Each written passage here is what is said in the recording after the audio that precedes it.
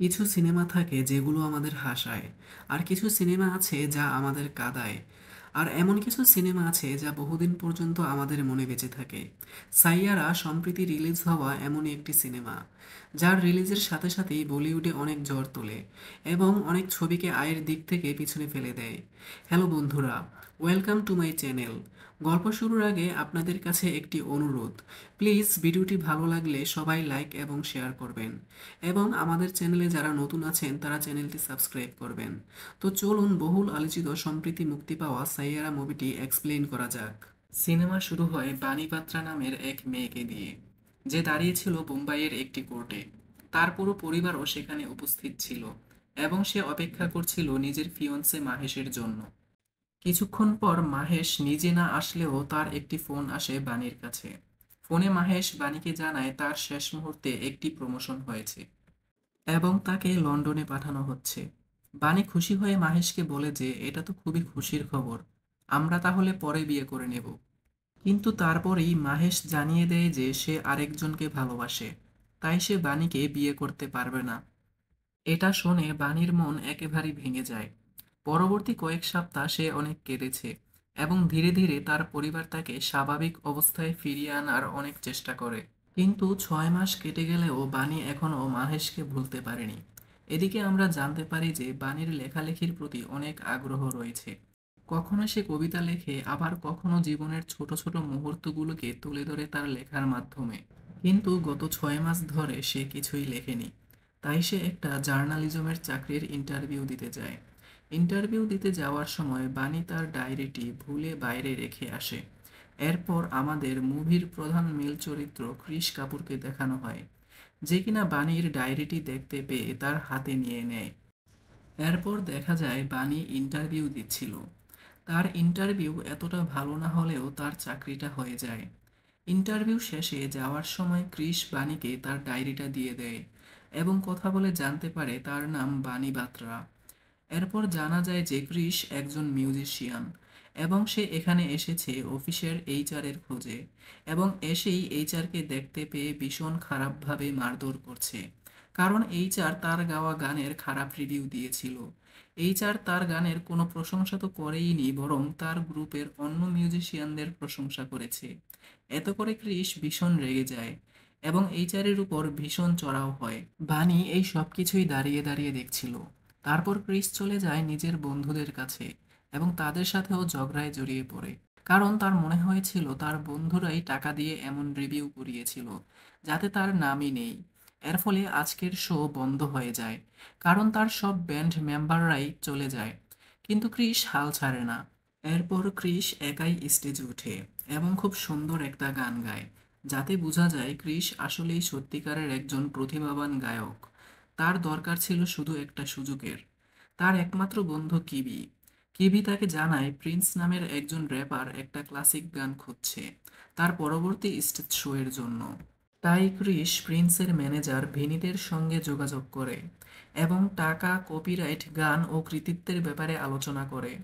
বিনীত ক্রিসকে মাত্র 3 দিনের সময় দেয়, কিন্তু কিভি বলে 3 দিনে গান তৈরি করা সম্ভব হলেও লিরিক্স লেখা সম্ভব না। তখনই ক্রিসের চোখ পড়ে ভিড়ের মধ্যে থাকা বানির দিকে। আসলে বানি তখন এসেছিল প্রিন্সের ইন্টারভিউ নেওয়ার জন্য, কিন্তু প্রিন্স একজন বড় সেলিব্রিটি হওয়ায় তাকে আরও 2 মাস পর আসতে বলা হয়।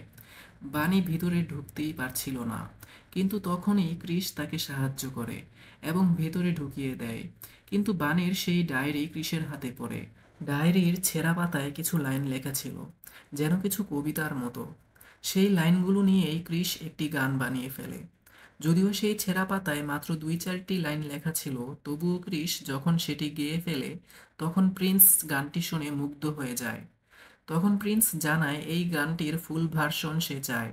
তখন ক্রিস বানিকে বলে এই গানটির বাকি লিরিক্সটুকু তুমি লিখে দাও, আর গানটার রিলিজ হওয়ার আগে সে বানিকে প্রিন্সের ইন্টারভিউ নেওয়ার সুযোগ করে দেবে, যেটার জন্য বানিও রাজি হয়ে যায়। এরপর রাত থেকেই তারা এই গান লেখার কাজ শুরু করে দেয়।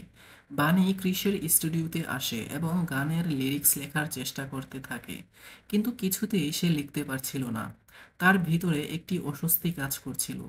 ক্রিস অপেক্ষা করছিল কখন সে লেখা শেষ করবে। বানি বলে সব গান হুট করেই লেখা যায় না। কিছু বিশেষ গান থাকে যেগুলো লিখতে সময় লাগে। যখন আমরা কোনো সুন্দর গান শুনি তখন সেই গানের সঙ্গে আমাদের ব্যক্তিগত মুহূর্তগুলো মনে পড়ে। তখন সেই গানগুলো আমাদের মন ছুঁয়ে যায়। কিন্তু এই গান লেখার এতই প্রেশার যে আমি লিখতে পারছি না। এই কথা শোনার পরে ক্রিস তাকে একটি ছোট ক্রিকেট কোর্টে নিয়ে যায়। সেখানে সে বাণীকে বলে যে ক্রিকেটেও চাপ থাকে। ধরো ইন্ডিয়া পাকিস্তান ম্যাচে শেষ বলে 5 রান দরকার, তখন যে ব্যাটসম্যান খেলছে তার উপর কত চাপ থাকে। তবুও সে সব চাপ সামলিয়ে শেষ বলে 6 মারে। ক্রিস এসব উদাহরণ দিয়ে বাণীকে মোটিভেট করার চেষ্টা করে। তখনই বাণীর মনেও কিছু গানের আইডিয়া আসতে শুরু করে। আর সে লিখতে শুরু করে। এবং ক্রিসও সেগুলোকে গানে বাঁধতে শুরু করে। এভাবেই ধীরে ধীরে গানটির সম্পূর্ণ কাজ শেষ হয়ে যায়। এরপর দেখা যায় ক্রিসের বাবাকে, যে মদ পান করে রাস্তায় গাড়ির সাথে ধাক্কা খায়। এটা দেখে ক্রিস সেখান থেকে রেগে চলে যায়। এরপর দুজন পুলিশ এসে ক্রিসকে বাইরে ধরে নিয়ে যায়। এবং দেখা যায় তার বাবাকে পুলিশ আটকে রেখেছে এবং বলে যে সে মদপান অবস্থায় রাস্তায় মারামারি করছিল। এরপর আমরা জানতে পারি ক্রিসের মা মারা যাওয়ার পর থেকে তার বাবার এই অবস্থা। তাই পুলিশ এবারের মতো তার বাবাকে ছেড়ে দেয় এবং জানায় পরবর্তীতে যদি আবারও এমন করে তখন ক্রিস ও তার বাবা দুজনকেই ধরে নিয়ে যাবে। আর এ সব কিছুই বানি দাঁড়িয়ে দাঁড়িয়ে দেখছিল। তারপর জানা যায় যে ক্রিস ও তার বাবার মধ্যে সম্পর্ক এতটা ভালো নয়। তারপরও ক্রিস তার বাবাকে অনেক বেশি ভালোবাসে। আর এসব ব্যাপার বানিরও চোখে পড়ে। তাই বানি ক্রিসের বাবাকে একটা রিহেব সেন্টারে নিয়ে যায়। কিন্তু সেই রিহেব সেন্টারের খরচ ছিল 9 লক্ষ টাকা। কিন্তু ক্রিসের কাছে এত টাকা ছিল না।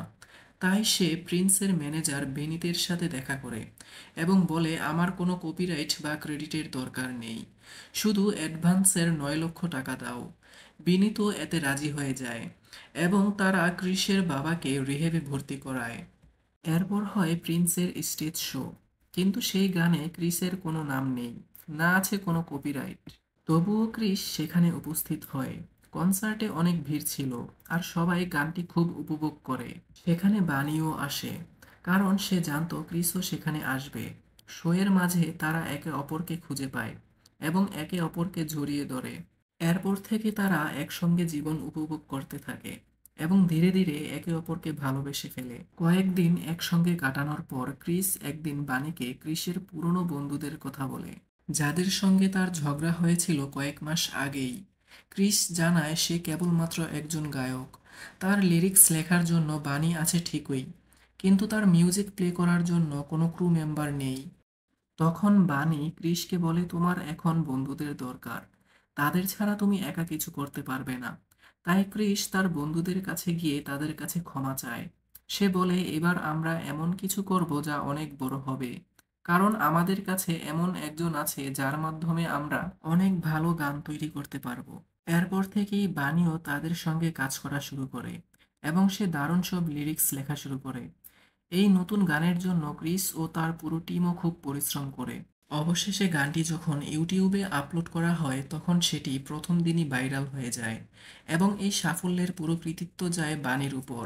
বানি এবং ক্রিস তখন একে অপরের আরো কাছে এসে পড়ে এবং আবেগ ও ভালোবাসায় মেতে ওঠে। একদিন রাতে ক্রিস যখন বানিকে তার বাসায় পৌঁছে দিতে আসে তখন বানির পরিবার তাদেরকে একসাথে দেখে ফেলে। তারপর বানির মা প্রচণ্ড রেগে গিয়ে বানিকে অনেক বকাঝকা করে, কারণ কয়েক মাস আগেই বানি প্রচণ্ড ডিপ্রেশনের মধ্যে দিয়ে গেছে। তাই এবার যদি বানি আর কোনো ভুল সিদ্ধান্ত নেয় তাহলে তারা কেউই সেটা সহ্য করতে পারবে না। আর এই কথাগুলো কৃষও শুনছিল, কারণ সে বানির ফেলে আসা ব্যাগটা তাকে ফেরত দিতে এসেছিল। আর সে সব কথা শুনে একদম স্তব্ধ হয়ে যায়। অন্যদিকে এত সব কথা শুনে বানি জ্ঞান হারিয়ে ফেলে। তাকে সঙ্গে সঙ্গে হাসপাতালে নিয়ে যাওয়া হয়। কৃষও সাথে সাথে ছুটে আসে হাসপাতালে। কিন্তু বানির মা তখনও খুব রেগে আছেন। তিনি কৃষকে বলেন তুমি যদি সত্যি সত্যি বানিকে ভালোবাসো তাহলে তাকে বিয়ে করো, না হলে তার থেকে পুরোপুরি দূরে সরে যাও। এবার কিন্তু আমি আর কিছু সহ্য করব না। এই কথা শুনেই হাসপাতালে ক্রিস বানির সামনে এসে বলে চলো আমরা বিয়ে করে ফেলি। কিন্তু বানি তখন ক্রিসকে বলে বিয়ে এত সহজ নয়, এটা অনেক বড় একটা দায়িত্ব। এখন তোমার আগে সুপারস্টার হওয়া বেশি জরুরি। বিয়ে তো আজকাল যে কোনো সময় করা যায়, কিন্তু তোমার স্বপ্নগুলো পূরণ করা দরকার। আর আমি চাই না তুমি তোমার স্বপ্নের জায়গায় আমাকে বসাও, কারণ তোমার ভবিষ্যৎ অনেক উজ্জ্বল। 2 দিন পর বানি হাসপাতাল থেকে ছাড়া পায় এবং সে ধীরে ধীরে সুস্থ হতে থাকে। আর অন্যদিকে ক্রিস তার বন্ধুদের সাথে একটি ট্রাভেল ভিডিও শুট করতে গোয়া গিয়ে দেখে তাদের গান ভাইরাল হয়ে গেছে। চারদিক থেকে মানুষ তাদের ঘিরে ফেলেছে। অর্থাৎ ক্রিস তখন সত্যিকারের সুপারস্টার হয়ে গেছে। এদিকে হাসপাতাল থেকে ছাড়া পেলেও বানিকে আবার কিছু টেস্টের জন্য ডাকা হয়। আর টেস্টের রিপোর্টে দেখা যায় বানির অ্যালজাইমার হয়েছে। অর্থাৎ ধীরে ধীরে সে সবকিছু ভুলে যাচ্ছে। বানি নিজেও লক্ষ্য করছিল যে সে ধীরে ধীরে অনেক কিছু ভুলে যাচ্ছে, কিন্তু সে জানতো না এটা অ্যালজাইমারের লক্ষণ। আর এই রোগের কোনো চিকিৎসাও নেই। ডাক্তার তাকে বলে এখন থেকে তোমাকে খুব সাবধানে থাকতে হবে, আর প্রথমেই এই কথা তোমার পরিবারকে বলতে হবে। কিন্তু এই কথা শোনার পরেই বানি পুরোপুরি ভেঙে পড়ে। ঠিক তখনই ক্রিস এসে উপস্থিত হয়। আর সে বানিকে জানায়, আমি এখন একজন সুপারস্টার। গোয়ার মানুষ আমাকে খুব ভালোবাসা দিয়েছে। বানি চায় তাকে অ্যালজাইমারের কথা বলতে, কিন্তু ক্রিসের এসব খুশি দেখে সে তাকে কিছুই বলতে পারে না। পরদিন বানি অফিসে জয়েন করে, কিন্তু মাথার মধ্যে অ্যালজাইমার কথা সারাক্ষণ ঘুরতে থাকে। অফিসে এসে সে মাহেশকে দেখতে পায়। মাহেশকে দেখে তার পুরনো সব স্মৃতি মনে আসে, কিন্তু সে কিছুই বলে না। সে ক্রিসের কাছে চলে যায়। আর ক্রিস জানায়, আমাদের দিল্লিতে একটা কনসার্ট করতে হবে, আর এটা আমাদের সবার জীবনে একটা বড় সুযোগ। কিন্তু বানি তখনও ক্রিসকে কিছুই বলতে পারে না। বানি জানতো যদি সে ক্রিসকে এখনই সব কথা বলে দেয়, তাহলে ক্রিস কখনোই এই কনসার্ট করতে রাজি হবে না। এই অবস্থায় ক্রিসও বেরিয়ে পড়ে এয়ারপোর্টের উদ্দেশ্যে। আর বানি চলে যায় তার অফিসের একটা পার্টিতে। কিন্তু সেই পার্টিতেই তার আবার দেখা হয় মাহেশের সঙ্গে। আর মাহেশকে দেখেই তার আবার পুরনো সেই স্মৃতি মনে পড়ে যায়। সেই পার্টিতে মাহেশের স্ত্রীও উপস্থিত ছিল। বানি তখন সেখান থেকে যাওয়ার সময় হোঁচট খেয়ে পড়ে যায় এবং সে ভুলে তার ব্যাগটা সেখানেই রেখে যায়। ও একজন গার্ড সেই ব্যাগটা উঠিয়ে রেখে দেয়। ক্রিস যখন তাকে ফোন করে, তখন ফোনটা রিসিভ করে একজন সিকিউরিটি গার্ড। আর সেই গার্ড ক্রিসকে পুরো ঘটনায় জানিয়ে দেয়। সেই ঘটনা শুনে ক্রিস তার ফ্লাইট মিস করে এবং ছুটে চলে আসে পার্টির ভেন্যুর দিকে। সেখানে গিয়ে সে বানির ফেলে আসা ব্যাগটি তুলে নেয়। আর সেই ব্যাগটিতে খুলতেই সে পেয়ে যায় বানির অ্যালজাইমারের রিপোর্ট। সব জানার পর সে বুঝতে পারে বানির আচরণ কেন এমন ছিল। এরপর সে চলে যায় সরাসরি বানির কাছে। আর বানি তাকে বলে, তুমি সব জেনে গেছো, আর তাই আমার মনে হয় আমাদের আর একসঙ্গে থাকা উচিত না।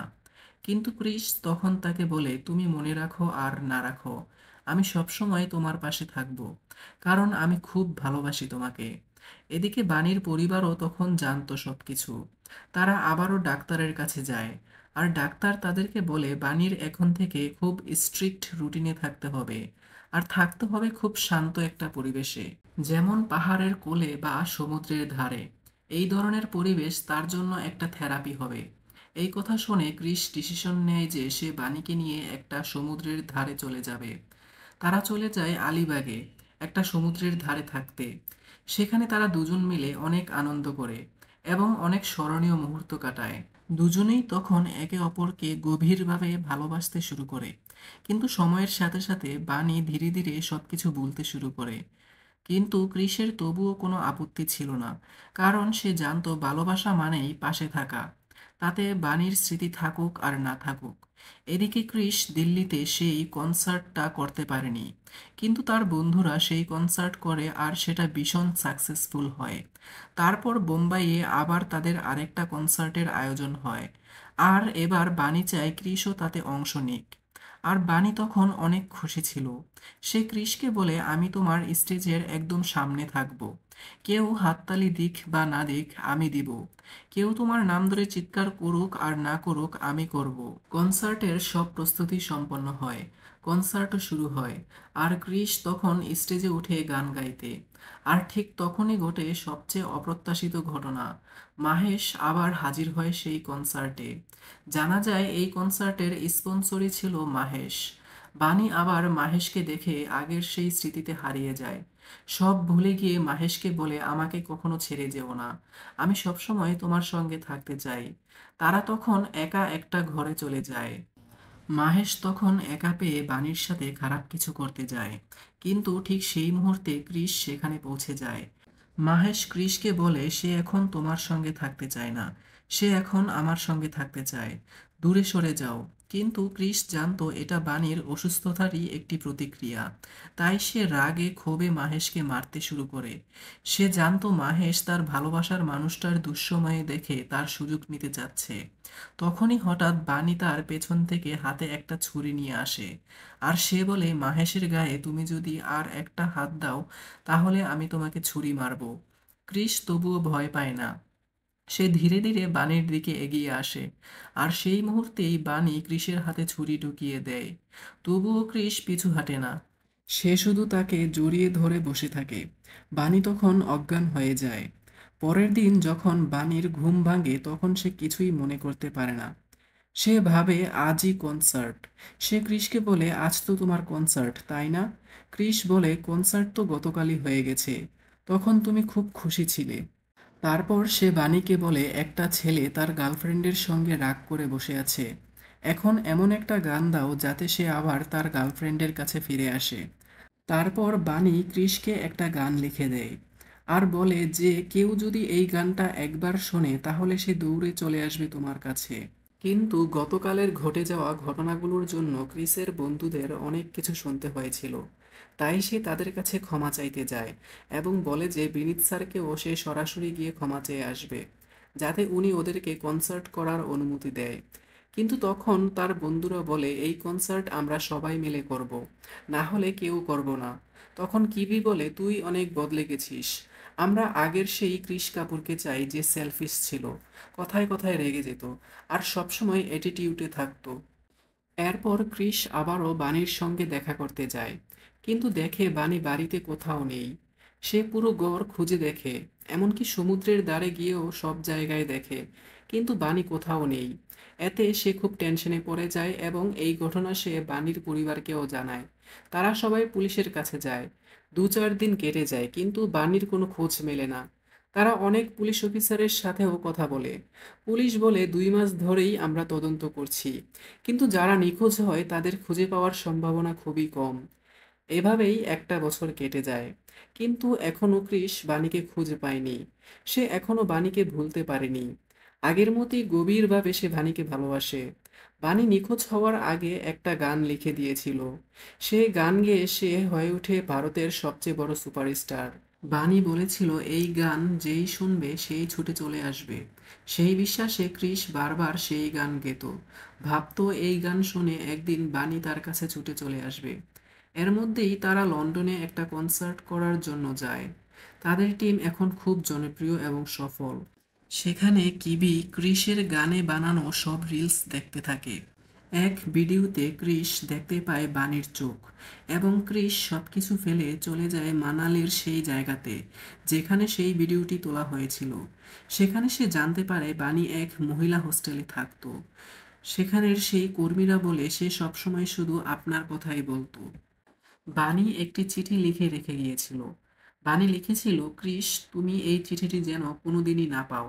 তুমি যদি এখন এটা পড়ছো তার মানে তুমি সব ফেলে আমার পেছনে এসেছো, যা আমি কখনোই চাইনি। এখান থেকে জানা যায় বানি সেই কনসার্টের দিনের ভিডিও দেখে বুঝে গিয়েছিল সে কি ভুল করেছিল, কিভাবে সে ক্রিসকে কষ্ট দিয়েছিল। তাই সে সবাইকে ছেড়ে দূরে চলে গিয়েছিল।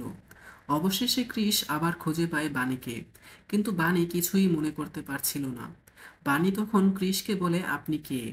তখন ক্রিস বলে, আমি একজন গায়ক, কিন্তু অনেক দিন ধরেই আমি কোনো গান বানাতে পারছি না, আমার কাছে শব্দই নেই।